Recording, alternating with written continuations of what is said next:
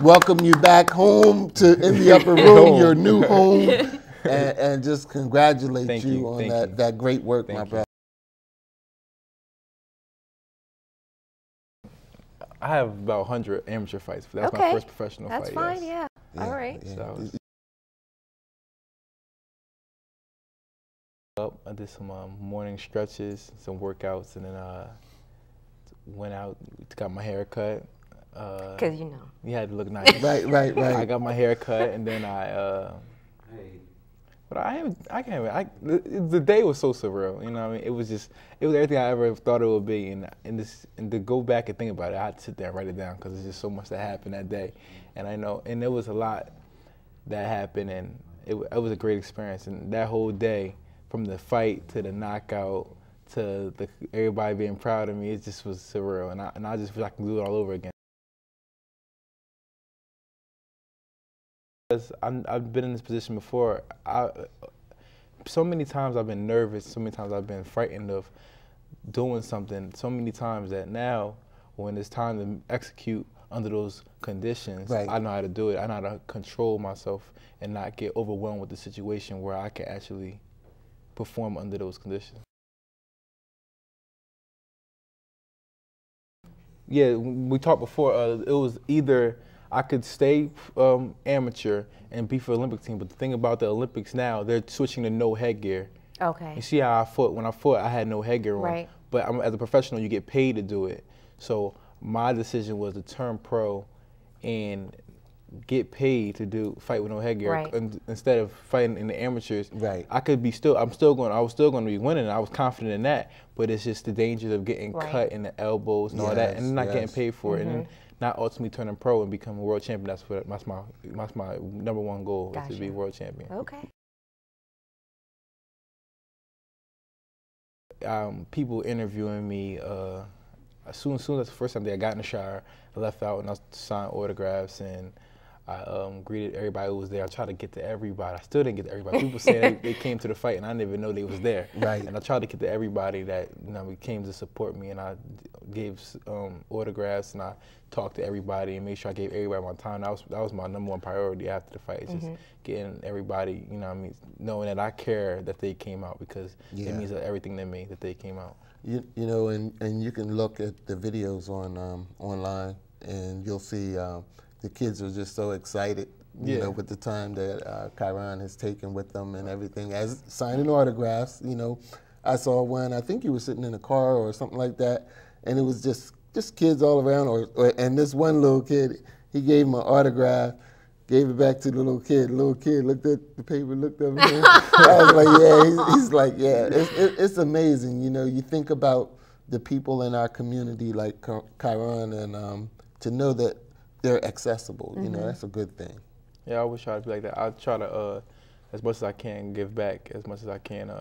I've been talking to schools and talking to younger kids and just trying to make an impact in my community, because one speech or one little talk to somebody can change the outcome of everything. So I try to just do my part in that, and just work hard at what I do, and just thank God and take the support that my family's giving me and just run with it, and just make it as much as I can do. Make it as much as I can. Like, it's so much pressure and there's so much things that I can do wrong and mess this all up, and I just try my hardest to just make this into the best moments and the best moments and the best, I can't even get the word, best thing that I can possibly make it. Just become everything that everybody wants me to be. And what you want you to be. And what I want me to be. And the thing is, brother, listen, I'm looking at you and I see the people around you, and that's so important.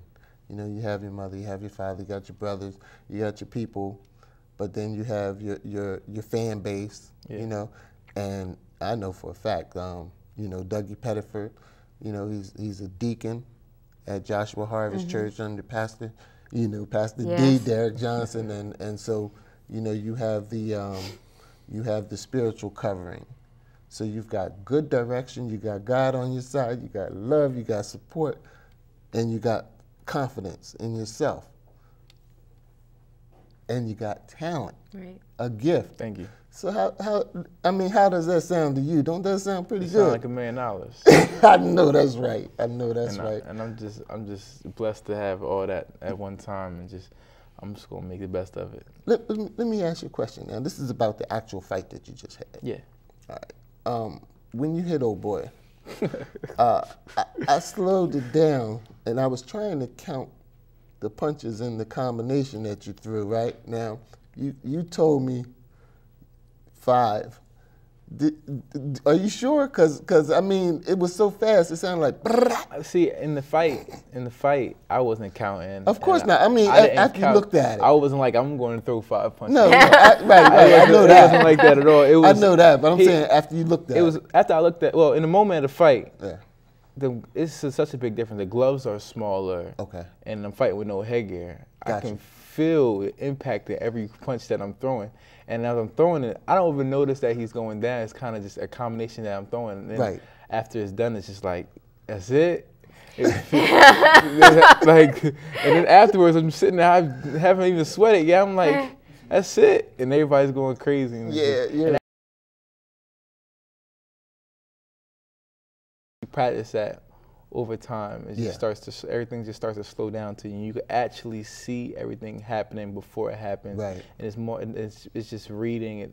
It's positioning, and it's everything. It's really just it's like he said, it's a sweet science, and it's just learning each move, and just as you practice, just like you practice in anything. If you want to be a doctor, if you want to be a nurse, if you want to be a teacher, right. I mean, if you practice in one aspect long enough, you'll get it to the point where it's 100% success. Muscle memory. I got another, muscle memory. Yeah. I got another question about nutrition. The amateur, I fought at 165 pounds. I fought at 160 pounds at my pro debut, and I came in 159 pounds. Right. And it's just, when I first started training camp, I was weighing about 178. So I came back to 170, like 159. But that's nutrition is real big. It's just eating the right things, knowing what you have to eat, doing a lot of reading, knowing what's good for you, what's not good for you. Right. And all that is just making right food choices, knowing when and when not to cheat. You know, because you can have a couple of cheat days. Right. You gotta know. You gotta know. You don't cheat on fight day. You don't cheat on fight. It's just understand, like, if you don't make weight, you don't get paid. So you have to really discipline yourself, and you have to just take everything and just roll with it. Some days it's harder than others. Right. But you know, it's all worth it. Do you work out every day? I work out every day, like sometimes 3 times a day. Really? So twice a day. Usually it's twice a day. Yeah, me too. And then it's 3 times a day. I'm kidding. I don't work out.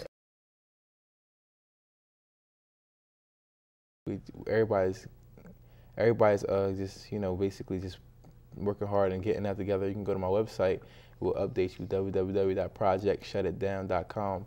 And if you go there, you can actually see what I'm doing next. If it's not talking, or if it's just things I'm doing next in my next fight. So as soon as my next fight comes, trust me, you'll know. You're gonna let us know, right? You know. And I got these shirts. These shirts you can also purchase on the website, but I got these for y'all. Oh, wow. For me to come back on the show. Oh, man, God bless you, brother. Thank you very much. And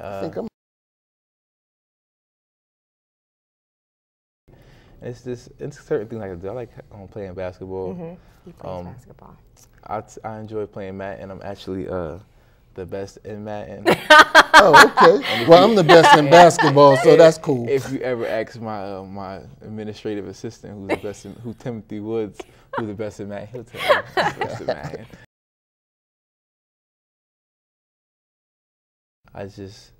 It's just a certain amount of discipline you must have in this sport. So you have your fun, and then it's time to shut it down.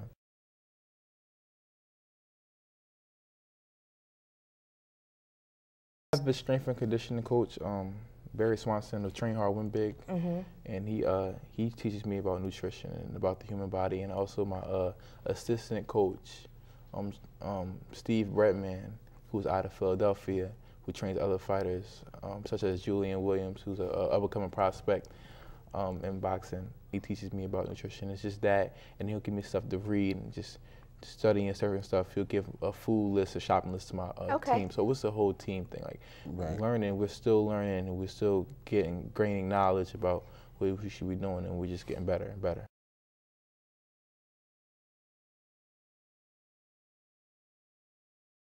We're eating. I'm still eating good stuff, but it's because you have to eat in portions. Right. That's the most important thing, is eating in portions. Because even if you eat too much spinach, you still eating too much. Right. It's a certain amount of spinach that you need to take. There's certain amount of food that you need. You know what I mean? A lot of people eat till they feel it. You just got to eat to survive. Right.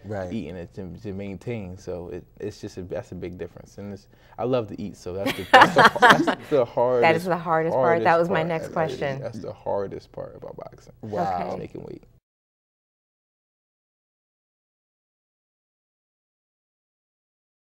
The contact slots you can contact if you wanted to sponsor, be a corporate sponsor, right, or if you just wanted to buy something. You know, any way you wanted to help, right, you can go on the website and you can actually help.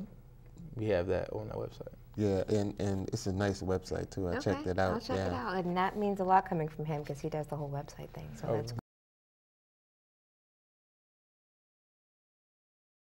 Talk to him, and I said, a good fight. You know, be good sportsmanship. You always gotta show good sportsmanship. Yeah, but he ain't calling you today. Better stop. I don't really. I leave it at that. We just fight. Yeah.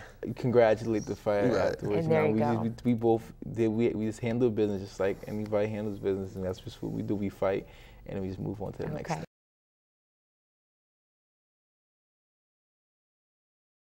Little kids, they always want to know how many knockouts I have and how many wins I have, and have I ever met Floyd Mayweather. You got older guys, they ask me more about how did I get into boxing, what keeps me inspired, how do I stay not getting distracted from all the other things that's going on. I got questions. Then you have girls also ask questions about.